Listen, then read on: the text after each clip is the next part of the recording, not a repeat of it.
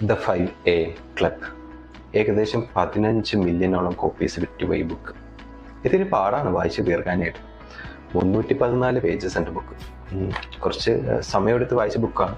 എല്ലാ പേജസിലും ത്രൂന്നും പോയിട്ടില്ല. നിങ്ങളുമായിട്ട് ഇങ്ങനത്തെ കാര്യങ്ങൾ ഡിസ്കസ് ചെയ്യണമല്ലോ എന്ന് കരുതിയപ്പോൾ വായിക്കാനെടുത്ത ബുക്കാണ്.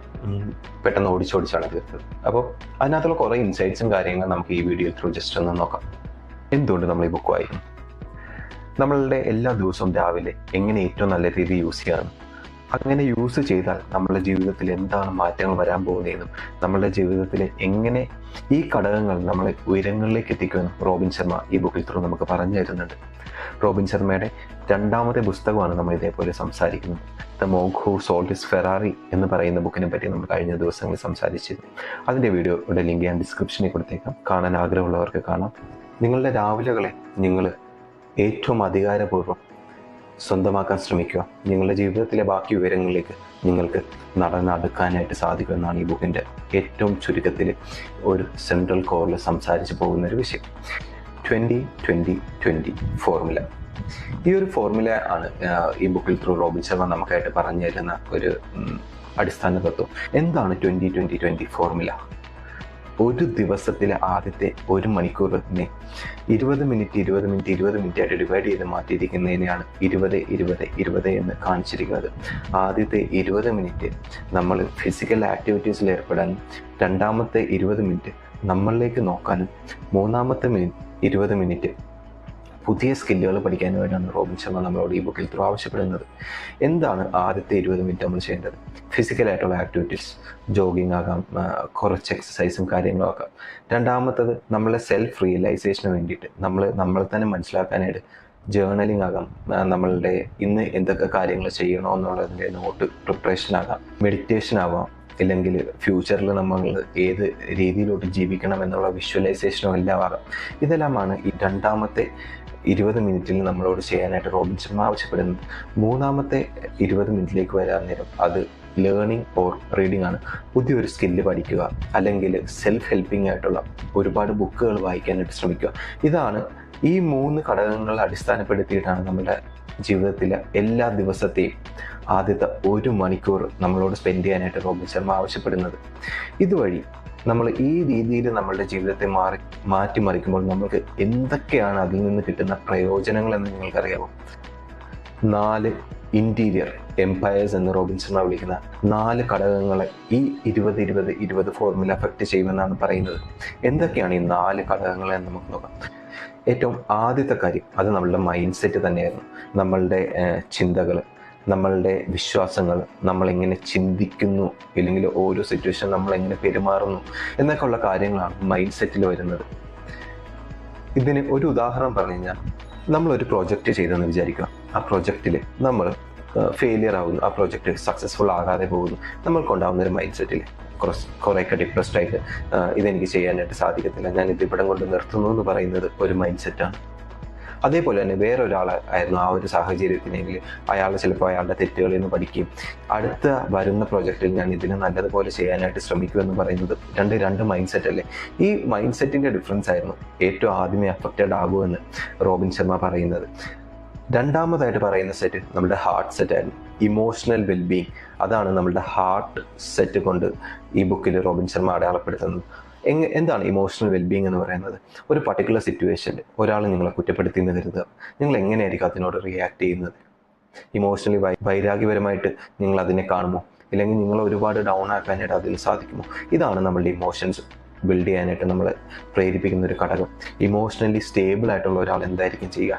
അത് അക്നോളജ് ചെയ്തതിന് ശേഷം അയാളുടെ ജീവിത ലക്ഷ്യങ്ങൾക്ക് പുറകെ വീണ്ടും നീങ്ങുകയല്ലേ ചെയ്യുന്നത്. ഒരിക്കലും ഒരാൾ നമ്മളെ കുറ്റപ്പെടുത്തിയെന്ന് പറഞ്ഞത് കൊണ്ട് നമ്മൾ ആ ഒരു സിറ്റുവേഷനിൽ തന്നെ വീണ്ടും ചിന്തിച്ചിരിക്കുന്നതാണോ ശരി? ഇതായിരുന്നു നമ്മളുടെ ഹാർട്ട് സെറ്റ് കൊണ്ട് റോബിൻ ശർമ്മ ഉദ്ദേശിക്കുന്നത്. 3ാമത്തെ സെറ്റ് അത് ഹെൽത്ത് സെറ്റ് ആയിരുന്നു. ഫിസിക്കൽ ആക്ടിവിറ്റീസ്, ഇതാണ് നമ്മുടെ എനർജീനെയും നമ്മളുടെ ഫോക്കസിനെയും തീരുമാനിക്കുന്ന ഒരു ഘടകം, നമ്മളുടെ ഫിസിക്കൽ ആക്ടിവിറ്റീസ്.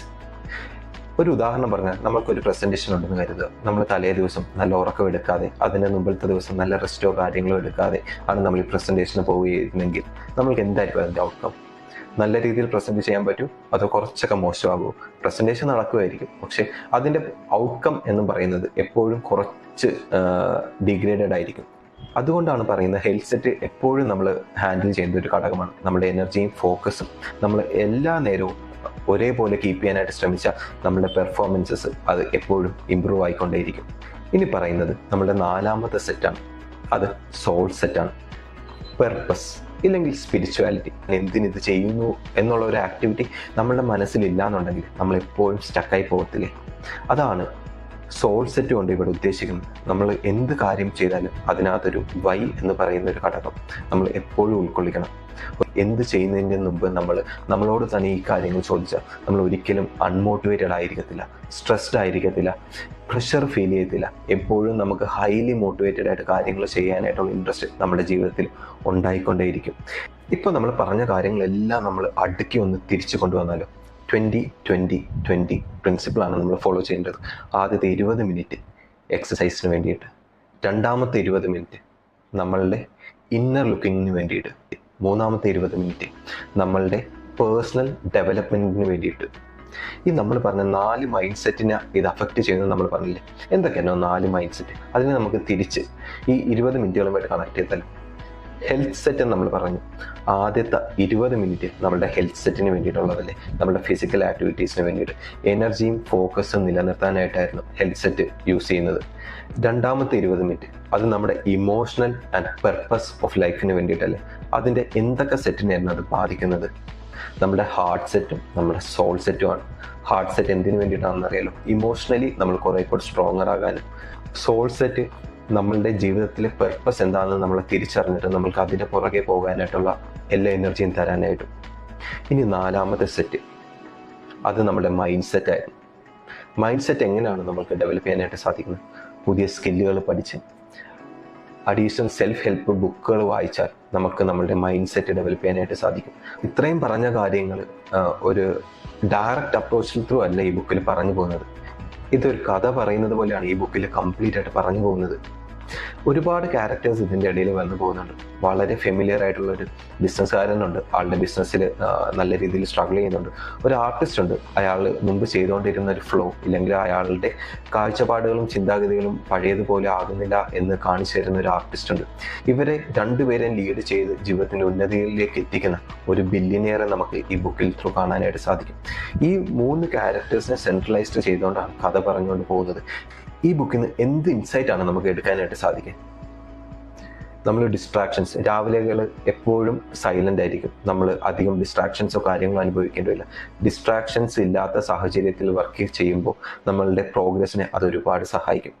ഡെയിലി ചെറിയ ചെറിയ സ്റ്റെപ്പുകൾ എടുത്ത് ഒരുപാട് ഉയരങ്ങളിലേക്ക് പോകാനായിട്ട് നമുക്ക് സാധിക്കും. നമ്മളുടെ ഗ്രോത്ത് അത് നമ്മളുടെ കംഫർട്ട് സോണിന് അപ്പുറമാണ് ഇരിക്കുന്നത്. നമ്മുടെ കംഫർട്ട് സോണിലാണ് നമ്മൾ നിലനിൽക്കുന്നതെന്നുണ്ടെങ്കിൽ ഒരിക്കലും നമുക്ക് വളരാനായിട്ട് സാധിക്കത്തില്ല. ഒന്ന് കൺക്ലൂഡ് ചെയ്യാനാണെങ്കിൽ വളരെ പവർഫുൾ ആയിട്ടുള്ള ഒരു ബുക്കായിരുന്നു. കഥ പറയുന്നത് പോലെ കുറേ ക്യാരക്ടേഴ്സിനെ വെച്ച് നമ്മളോട് ഇതേ കാര്യങ്ങൾ ഒരു അഡ്വൈസ് പോലെ പറഞ്ഞു തരുന്ന റോബിൻ ശർമ്മ ഇത് ഒരു ബെസ്റ്റ് സെല്ലർ ബുക്കായിട്ട് മാറ്റിയിട്ടുണ്ട്. ഫിലോസഫിയും ആക്ഷണബിൾ ഇൻസൈറ്റ്സും സ്റ്റോറി ടെല്ലിങ്ങും ഇങ്ങനെയുള്ള എല്ലാ ഘടകങ്ങളും ചേർത്തിട്ടാണ് ഈ ബുക്ക് റോബിൻ ശർമ്മ നമുക്ക് വേണ്ടിയിട്ട് അവതരിപ്പിച്ചിരിക്കുന്നത്. ഇതൊരു മസ്റ്റ് റീഡ് ബുക്കായിരുന്നു. എല്ലാവരും വായിക്കണമെന്ന് ഞാൻ ആഗ്രഹിക്കുന്ന ഒരു ബുക്കും ഞാൻ റെക്കമെൻഡ് ചെയ്യുന്ന ഒരു ബുക്കുമായിരുന്നു. നിങ്ങളുടെ ജീവിതത്തിൽ ഒരുപാട് മാറ്റങ്ങൾ വരുത്താനായിട്ട് ഈ ബുക്കിന് സാധിക്കും. നാളെ വളരെ മനോഹരമായിട്ടുള്ളൊരു വീഡിയോ ആയിട്ട് നമുക്ക് വീണ്ടും കാണുന്നത് വരെയും ബൈ. ചാനൽ സബ്സ്ക്രൈബ് ചെയ്യാൻ മറക്കരുത്. Don't miss out tomorrow's video. By.